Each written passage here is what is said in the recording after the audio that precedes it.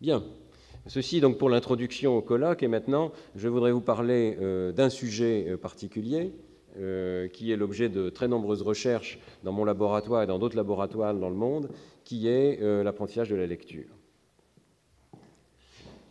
Comme vous le savez, je travaille avec mes collègues au centre Neurospin, qui est situé à Saclay, dans le sud de Paris, dans lequel nous disposons de très nombreuses machines qui permettent d'étudier le cerveau, l'IRM fonctionnel, les potentiels évoqués, la magnétoencéphalographie, mais je voudrais vous faire part d'une technologie extrêmement importante sur laquelle nous travaillons. Il s'appelle the Bio-Optically Organized Knowledge Center. Et peut-être certains d'entre vous ont déjà entendu parler de cette technologie. Hola, presentamos el nuevo dispositivo de conocimiento bioóptico organizado, de nombre comercial BOOC. BOOC es una revolucionaria ruptura tecnológica, sin cables, sin circuitos eléctricos, sin batería, sin necesidad de conexión. Compacto y portátil, BOOC puede ser utilizado en cualquier lugar. Al carecer de batería eléctrica, no necesita recargarse, pudiendo ser utilizado tanto tiempo como sea necesario, aunque no se tenga disponible una toma de corriente. BOOC nunca se cuelga. BOOC nunca necesita ser reiniciado. Simplemente tienes que abrirlo y comenzar a disfrutar de sus enormes ventajas. Así es como funciona. BOOC está construido con hojas de papel numeradas secuencialmente, cada una de las cuales es capaz de almacenar miles de bits de información. Cada página es escaneada ópticamente, registrando la información directamente a tu cerebro. Una simple sacudida de dedo nos... Bon, je vous laisserai regarder la suite sur Internet. Elle est du même niveau. Mais après tout, cette personne a parfaitement raison. C'est une révolution technologique que nous avons connue, qui a transformé l'humanité. C'est effectivement des milliers de bits d'informations qui parviennent à notre cerveau. Je voudrais vous rappeler que si vous n'aviez pas appris à lire, n'importe quelle page de n'importe quel livre ressemblerait à ceci, c'est-à-dire une simple texture dans laquelle on ne parvient pas à décrypter les informations. Il a fallu des années pour les décrypter. Mais parce que vous avez appris à lire, eh bien, cette page devient une conversation avec les morts. On peut écouter les morts avec les yeux. C'est extraordinaire, c'est-à-dire qu'on peut pénétrer l'esprit d'une personne qui est décédée simplement parce qu'elle nous a légué des textes écrits. Et vous savez que ça a changé notre société. Donc c'est ceci dont il s'agit, créer dans le cerveau des enfants un décrypteur de pages de texte. Alors je voudrais aujourd'hui vous présenter ce que nous savons des circuits cérébraux de la lecture et réfléchir à la manière dont ces connaissances éclairent l'apprentissage de la lecture. Nous savons que le cerveau humain comprend des circuits impliqués dans le traitement du langage parlé. J'ai représenté très schématiquement ici. Nous savons que ces circuits sont présents pratiquement dès la naissance, qu'ils entrent en jeu pour le traitement de la langue maternelle, lorsque l'enfant entend sa mère ou les personnes qui l'entourent, et que donc dans les premières années de vie, ces réseaux vont intégrer une connaissance très fine de la langue parlée maternelle de l'enfant ou des langues maternelles de l'enfant. Alors qu'est-ce que la lecture ? Eh bien la lecture, ça consiste à accéder à ce circuit par le biais de la vision. Et nous commençons à comprendre ce qui se passe. Une région se met en place pour la représentation des lettres et des chaînes de lettres, des graphèmes, et elle entre en connexion avec ce système du langage. Évidemment, les lettres pénètrent d'abord dans le cortex visuel, et ces régions vont être changées. L'information va être canalisée vers les aires du langage, et en particulier, la représentation des phonèmes va être modifiée, et le dialogue entre graphèmes et phonèmes va jouer un rôle très particulier dans la capacité de déchiffrage en lecture. Alors, je voudrais vous montrer aussi aujourd'hui qu'il y a d'autres circuits importants, les circuits de l'attention et du mouvement des yeux, les circuits de gestes d'écriture, qui contribuent également à former un circuit de la lecture. Donc la lecture n'est pas le résultat d'une région cérébrale, la lecture est le résultat d'un circuit qui comprend plusieurs régions cérébrales coordonnées, et c'est cette coordination fluide qui constitue un bon lecteur. Pour étudier les circuits de la lecture, nous avons au laboratoire réalisé une série d'expériences dans des conditions particulières sur des personnes non alphabétisées. Nous avons essayé de visualiser la totalité des changements cérébraux de la lecture en comparant le cerveau de personnes qui ne sont jamais allées à l'école, que nous avons trouvées au Brésil, ou des personnes qui ne sont jamais allées à l'école mais qui ont appris un petit peu à lire par la suite à l'âge adulte, au Brésil et au Portugal, et que nous avons comparé à des personnes comme vous et moi qui avaient appris à lire à l'école, même si elles étaient éventuellement des mêmes milieux que les autres personnes. Vous voyez ici quelques photos de ce recrutement de ces volontaires au Brésil. Nous avons ensuite scanné en IRM, également avec les potentiels évoqués, également étudié leur comportement. Ce travail a été rendu possible par Lucia Braga aux hôpitaux Sara, Brasilia. Et à Neurospin, nous recrutions des personnes d'origine du Portugal que nous faisions venir en avion pour les scanner à Neurospin. Donc une très grosse recherche dont la dernière publication va avoir lieu dans quelques jours dans PNAS. Qu'avons-nous trouvé? Eh bien, lorsqu'on expose ces personnes à des mots, des chaînes de mots qui forment des phrases, nous observons que le cerveau répond en proportion directe du score de lecture. C'est-à-dire que les régions que vous voyez ici en rouge s'allument lorsqu'une personne a appris à lire, mais ne s'allument pas lorsque la personne n'a pas appris à lire. C'est extrêmement simple. Vous voyez que ça concerne toutes ces aires du langage, qui sont les mêmes aires qui vont s'activer par le langage parlé. Donc la lecture donne accès aux régions du langage parlé. Mais la lecture active aussi des régions qui font partie de la voie ventrale visuelle. On a ici retourné le cerveau. Vous avez le cortex occipital qui comprend les aires visuelles primaires et secondaires, et cette région tout à fait particulière que l'on voit très systématiquement chez chaque personne qui a appris à lire et qu'on a appelée l'aire de la forme visuelle des mots. Vous voyez que son activation augmente systématiquement en fonction du score de lecture des personnes, le nombre de mots lus par minute. On a appelé cette région la boîte aux lettres du cerveau parce qu'elle concentre l'information sur les lettres. Et vous voyez qu'elle va s'activer même chez des personnes qui ont appris tardivement à lire, à partir du moment où elles maîtrisent la lecture à un certain niveau, à partir du moment où elles savent lire suffisamment de mots par minute. Donc il y a une plasticité dans le cerveau de l'adulte, et encore plus dans le cerveau de l'enfant, qui permet à cette région de se spécialiser pour la lecture. Donc c'est la première région clé de mon exposé, cette région de la voie ventrale visuelle qui permet de prendre des informations génériques sur les lettres que nous avons tous, que les enfants ont tous, mais d'extraire de ces informations sur la page des choses très spécifiques, la forme des lettres, l'ordre des lettres, l'identité des lettres, de manière à les transmettre aux aires du langage. Alors, que dire sur cette région? Nous savons beaucoup de choses sur cette région. Très rapidement, c'est une région qu'on peut détecter en quelques minutes d'IRM à partir du moment où quelqu'un a appris à lire.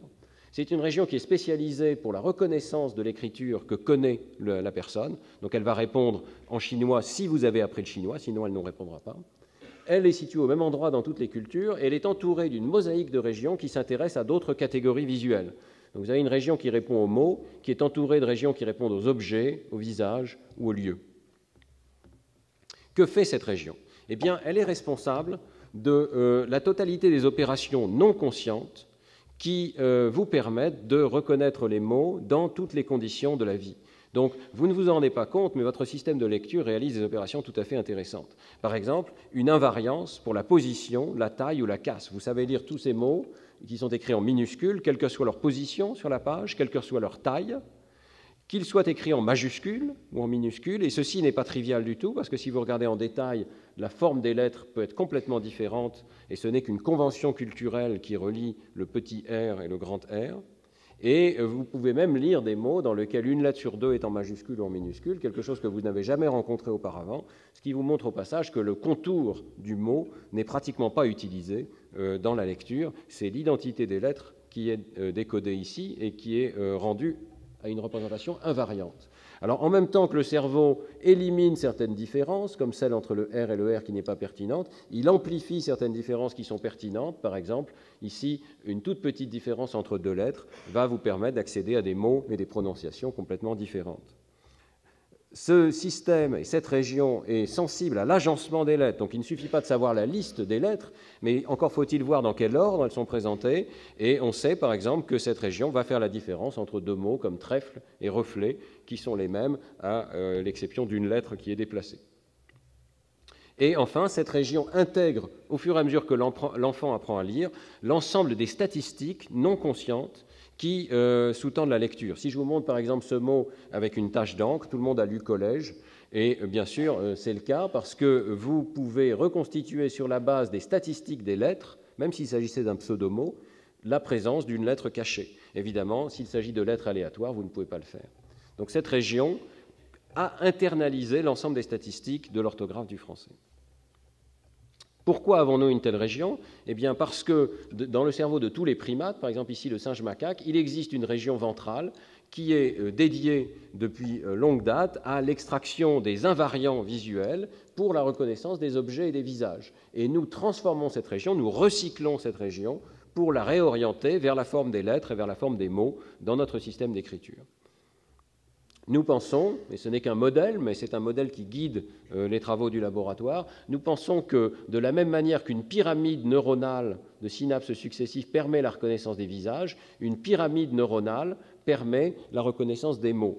Pour vous expliquer un petit peu, ici nous pensons, sur la base de très nombreux enregistrements neuronaux, que la reconnaissance des visages fonctionne par parties. À la base, dans l'aire visuelle primaire, il y a des détecteurs de traits élémentaires, et en assemblant plusieurs de ces neurones, le neurone suivant peut détecter la présence d'un œil, par exemple. Plusieurs neurones assemblés peuvent détecter quelque chose comme la région des yeux, et plusieurs neurones assemblés peuvent détecter la présence d'un visage particulier. Et il y a de l'évidence que l'information progresse de cette manière-là, de plus en plus abstraite. Nous pensons que c'est la même chose pour la lecture, et que donc apprendre à lire consiste à mettre en place dans le cerveau de l'enfant cette pyramide qui permet de reconnaître des lettres particulières, des lettres quelle que soit leur police, des couples de lettres ou des ensembles de lettres qui reviennent souvent en français, comme un E à la gauche d'un N, et finalement des morphèmes, des petits mots qui, par leur combinatoire, vont permettre de représenter n'importe quel mot. Alors, ce qui est intéressant, évidemment, c'est que cette région ne fait pas qu'apprendre à lire. Si ce modèle est correct, elle est recyclée d'une région qui servait à autre chose auparavant. Alors, nous avons pu voir cela chez l'étude de nos personnes illettrées et lettrées. Nous avions présenté toutes ces catégories de stimuli aux personnes, et nous avons vu effectivement que lorsqu'on présente des chaînes de lettres, même sans signification, l'activation de cette région de la forme visuelle des mots augmente en fonction du score de lecture des personnes. Vous voyez, les illettrés ont très peu d'activation, les analphabètes, et plus on sait lire, plus on active cette région lorsqu'on présente des chaînes de lettres. Mais ce qui est intéressant, c'est les réponses à toutes les autres catégories sont soit plates, soit négatives. Et vous voyez en particulier qu'un illettré, un analphabète, va activer très fortement la région en question par des visages, ou également par des damiers, ou par des objets, vous voyez. Et il y a une tendance à ce que cette activation décroisse à mesure que la personne apprend à lire. Une forme de compétition qui a lieu dans le cerveau, et on observe également que du coup les visages se déplacent, et l'activation liée au visage augmente dans l'hémisphère droit à mesure que les personnes maîtrisent de mieux en mieux la lecture. Donc la lecture est en partie un processus visuel, d'analyse visuelle, qui bouleverse le système visuel.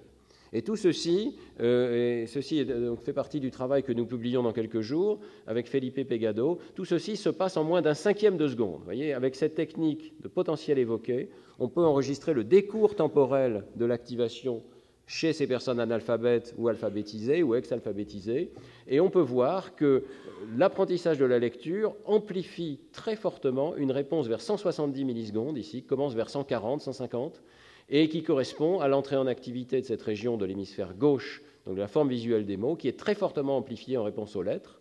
Ce qui est intéressant, c'est que dans le même temps, la réponse de cette région gauche au visage diminue lorsque la personne apprend à lire. Et le score de lecture prédit une diminution de cette activation en réponse au visage, et l'activation au visage augmente dans l'hémisphère droit. Ici, la flèche rouge indique, et la courbe rouge indique l'augmentation de la réponse dans l'hémisphère droit. Donc, une réorganisation visuelle très forte. Alors ceci, nous pouvons le voir chez l'enfant également. Vous savez qu'il est possible maintenant, grâce à des moyens très simples, d'accueillir des enfants dans une IRM. Nous avons une fausse IRM à Neurospin qui leur permet de jouer avec, de voir que ça fait du bruit, mais que ça n'est pas dangereux, mais qu'il ne faut pas bouger, etc. On entraîne les enfants à ne pas bouger. On leur explique qu'ils sont les pilotes d'un vaisseau spatial et que si par hasard ils bougent, c'est embêtant parce que le vaisseau ne va pas aller vers la bonne planète. Donc on les engage dans une sorte d'aventure scientifique avec eux. Et dans ces conditions, on peut tout à fait scanner des jeunes enfants vers 5-6 ans sans difficulté.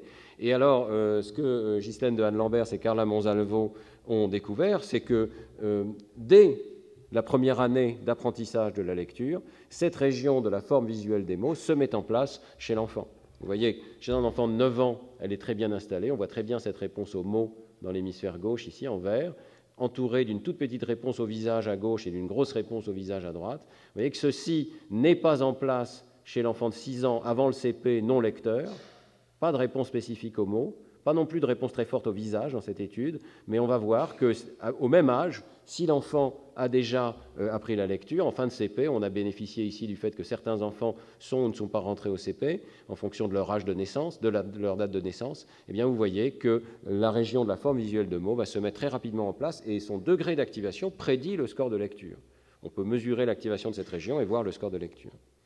C'est intéressant de voir que des enfants qui ont des difficultés de lecture, à 9 ans, ont une activation désorganisée dans cette région. Donc en particulier, donc ici, des dyslexiques qui n'ont pas bien appris à lire ne présentent pas, à 9 ans, d'activation appropriée de cette région de la forme visuelle des mots dans l'hémisphère gauche. Et de la même manière, leur activation pour les visages n'est pas parfaitement organisée. Et ceci se traduit donc par des différences des deux hémisphères. Dans l'hémisphère gauche, les mots ne se sont pas mis en place. Dans l'hémisphère droit, les visages ne se sont pas suffisamment déplacés, n'ont pas suffisamment augmenté chez les enfants dyslexiques par rapport aux enfants normaux. Ça ne veut pas dire que c'est la cause de la dyslexie, mais ça veut dire que c'est un marqueur de la dyslexie. Nous ne savons pas si peut-être chez certains enfants, cela peut être une cause. Nous pensons que chez beaucoup d'enfants, ça n'est pas la cause et peut-être des troubles phonologiques sont la cause. Mais ça veut dire que nous avons un marqueur et que chez ces enfants, il va falloir travailler pour que se mette en place cette facilité de décodage visuel de la lecture. Alors on me demande souvent, est-ce qu'il y a un âge particulier pour mettre en place ces circuits dans le cerveau ? Eh bien, nous savons maintenant qu'on peut en tout cas aller plus vite. Et nous avons bénéficié d'une expérimentation qui a eu lieu au sein de l'Éducation nationale, dans une ZEP à Gennevilliers, qui a été mise en place par Céline Alvarez, qui a bénéficié d'un financement pour acheter du matériel Montessori, l'adapter en français, en particulier dans le domaine de la lecture. Elle a fait un travail phénoménal. Et ces enfants, une classe de maternelle, ont eu un succès absolument extraordinaire. Je suis allé personnellement. J'ai vu des enfants de 5-6 ans qui maîtrisaient l'arithmétique à plusieurs chiffres, qui commençaient à savoir lire. Certains d'entre eux étaient d'excellents lecteurs. Et donc, au laboratoire, Ghislaine et Carla ont pu scanner certains de ces enfants qui n'étaient pas encore au CP ou qui venaient de rentrer au CP et voir comment était organisé leur cerveau lorsqu'ils étaient de jeunes et bons lecteurs. Et toujours avec ces catégories visuelles qui leur sont présentées dans l'IRM, eh bien, voici les réponses donc, des enfants non lecteurs appariés en âge, 6 ans 2 mois, et des enfants lecteurs, donc beaucoup issus de la classe de Gennevilliers, pas tous, hein. Il y en a 11 ici. Eh bien, vous voyez que leur âge était de 6 ans 3 mois, mais ils avaient 1 an et demi d'avance en lecture. Ils savaient lire 42 mots par minute, ce qui est remarquable, et ils avaient une très forte réponse, qui est ici en rouge, pour les mots, dans l'hémisphère gauche, particulièrement manifeste, avec également des réponses au visage, vous voyez. On les voit un petit peu ici chez ces enfants non lecteurs, mais elles augmentent particulièrement dans l'hémisphère droit ici. Donc une réorganisation qui est en place, sans difficulté apparente, avec des circuits strictement normaux chez les enfants qui ont appris à lire en CP. Bon, ça doit nous poser des questions, et ça veut dire aussi qu'il est possible de révolutionner les apprentissages avec des matériels et des pédagogies innovantes. Ceci rejoint complètement la recherche internationale, et je voudrais souligner qu'il existe un papier publié déjà dans PNAS en 2010 par Brehm et collaborateurs qui ont utilisé le logiciel Graphogame. Et avec ce logiciel Graphogame, ils ont montré qu'un enfant qui s'entraînait donc aux correspondances graphème-phonème pendant seulement 8 semaines, avec en fait au total assez peu d'entraînement, seulement 4 heures de jeu au total, eh bien l'imagerie a montré, aussi bien en potentiel évoqué qu'en IRM, qu'on voyait apparaître les rudiments de l'ère de la forme visuelle des mots. Probablement pas dans sa forme définitive, dans sa rapidité définitive, mais la région est déjà là, en train de se mettre en place. Donc des jeux élémentaires, et notamment ce fameux Graphogame qu'on espère bien voir très prochainement en français, eh bien, peuvent aider à la mise en place de ces circuits de la lecture. Et l'important, c'est le fait que ces logiciels, sur la base d'un consensus international fondé sur de très nombreuses études, insistent sur les correspondances entre graphème et phonème. C'est-à-dire que l'enfant va travailler, il va entendre par exemple ici le son A, et il va savoir qu'il doit passer par l'échelle de gauche, mettant en correspondance ce qu'il entend avec ce qu'il voit. Alors, vous savez que j'ai beaucoup insisté, évidemment, sur l'importance de ce décodage graphème-phonème et sur le fait que ces méthodes phoniques, multiples méthodes phoniques, mais qui toutes insistent sur les correspondances entre graphème et phonème, sont celles qui fonctionnent le plus rapidement pour l'apprentissage de la lecture. On peut s'appuyer notamment sur cette étude de nos collègues Bruce McKendley, ses collaborateurs, en 2010, qui ont regardé directement chez l'adulte qu'est-ce qui se passait si on essayait d'enseigner un système d'écriture nouveau, mais avec deux méthodes possibles d'enseignement. Vous voyez, ce que la personne doit apprendre, c'est à décrypter cet objet-là, un petit peu comme la pierre de Rosette de tout à l'heure, et ceci, c'est le mot fog. Il y a un groupe de sujets auxquels on donne l'instruction, voilà, vous allez voir des formes et vous devez apprendre de quel mot il s'agit. Il s'agit du mot fog. Puis l'autre groupe de sujets, on lui montre juste une diapositive, on lui dit, vous voyez, c'est formé en fait de 3 morceaux. Le morceau d'en bas correspond au premier son, le morceau du milieu au son du milieu, le morceau d'en haut au 3e son. Seule différence, et ensuite on expose ces personnes pendant 20 minutes à 16 mots, donc des paires de formes et de mots. Et le résultat est extrêmement clair. Au bout de ces 20 minutes, soit on présente des chaînes déjà entraînées, soit des chaînes de caractères nouveaux, et vous voyez que le groupe qui a été entraîné aux correspondances graphème-phonème, systématiquement, va avoir des activations qui sont latéralisées vers la gauche. Alors que le groupe qui a été entraîné avec cette méthode qu'on peut appeler globale, l'attention globale à l'ensemble de la forme du mot, eh bien, il va avoir des activations qui sont très fortement latéralisées en direction de la droite. Et ce n'est pas seulement au niveau cérébral que ceci se produit, mais parce qu'après tout, on pourrait penser qu'un changement de circuit cérébral n'a peut-être pas de conséquences au niveau comportemental, mais au niveau comportemental, c'est peut-être ça le plus important.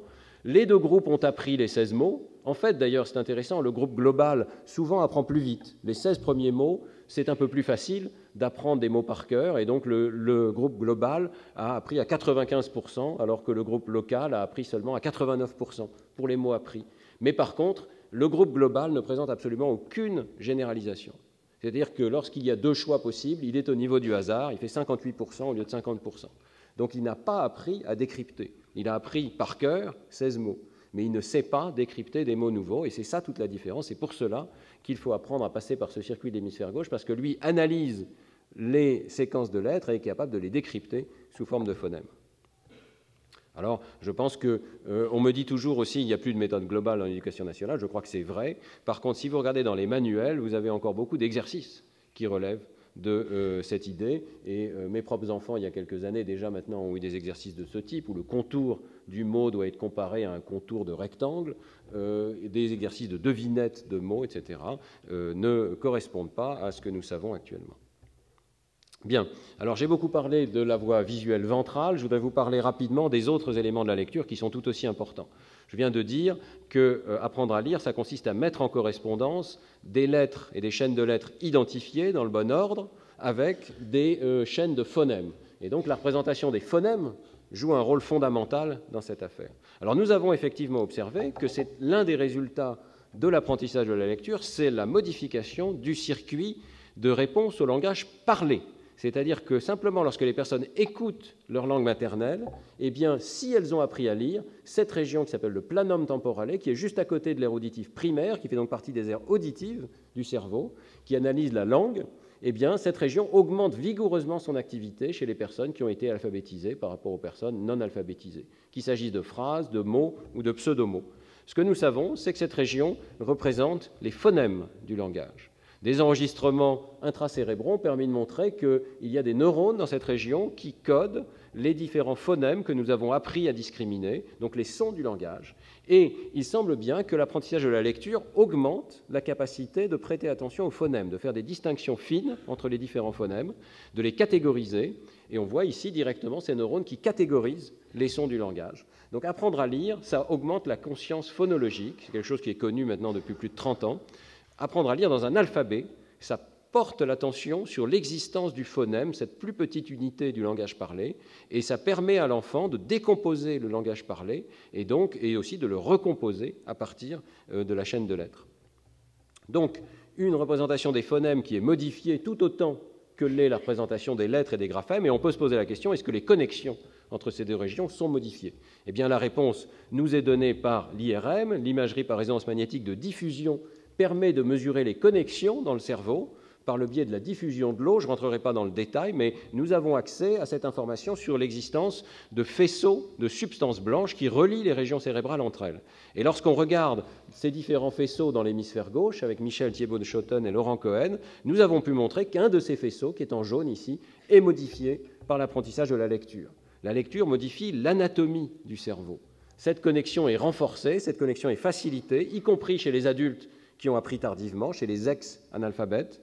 Et ce qui se passe probablement, c'est un changement de la myélinisation, c'est-à-dire du fait que ces axones, qui communiquent donc les informations d'une région à l'autre, sont entourés d'une gaine de myéline qui facilite la transmission des informations, qui accélère la transmission des informations et la fidélité de cette transmission.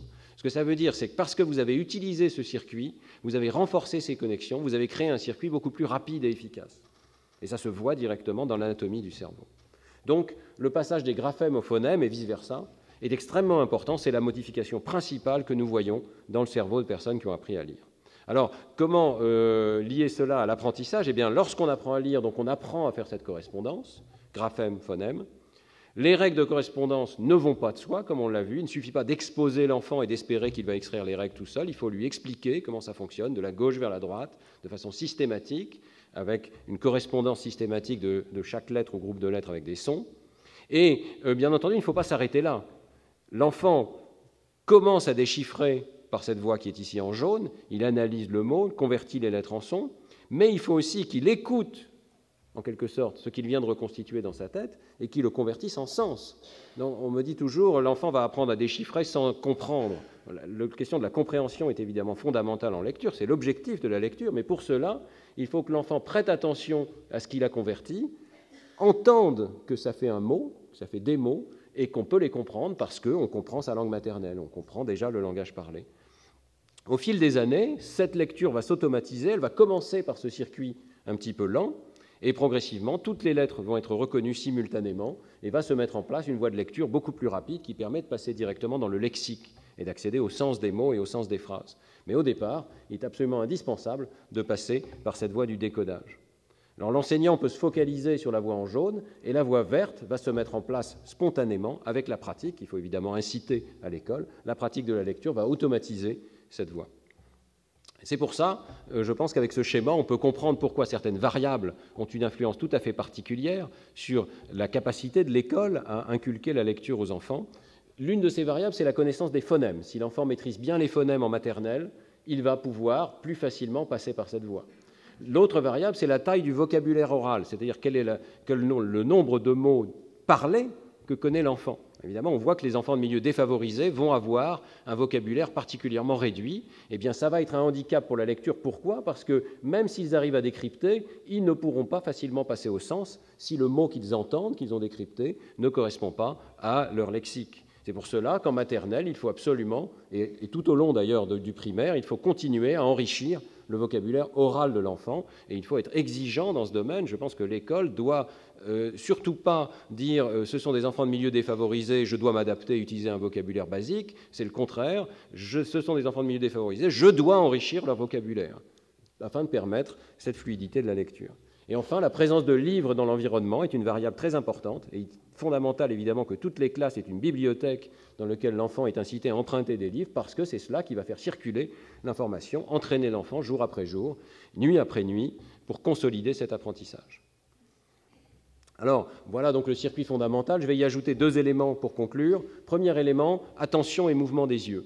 J'ai dit que la lecture chez les lecteurs experts est parallèle.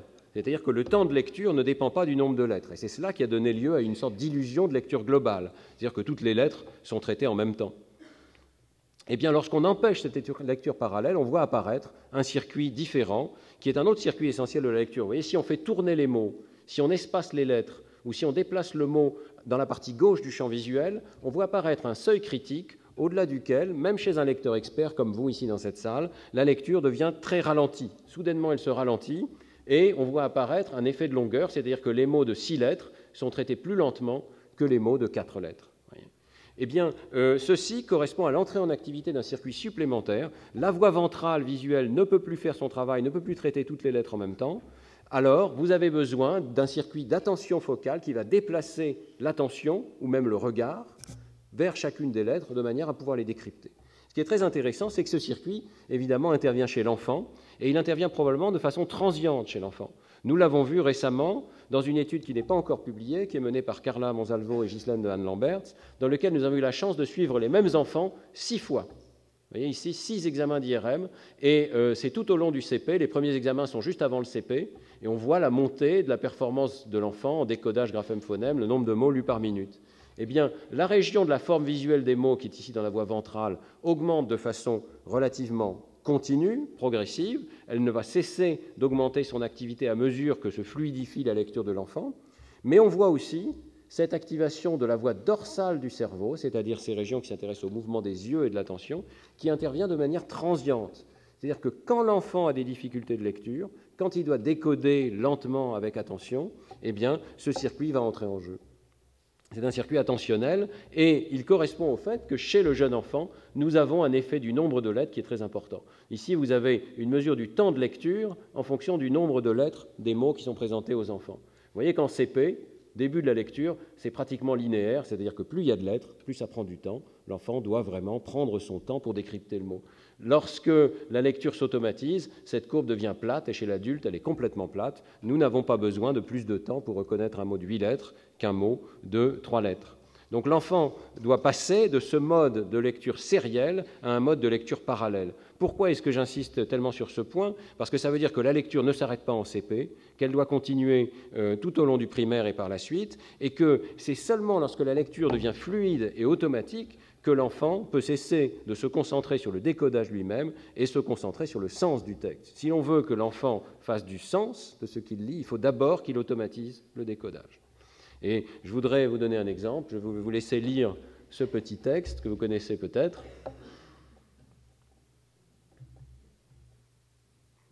C'est pas facile.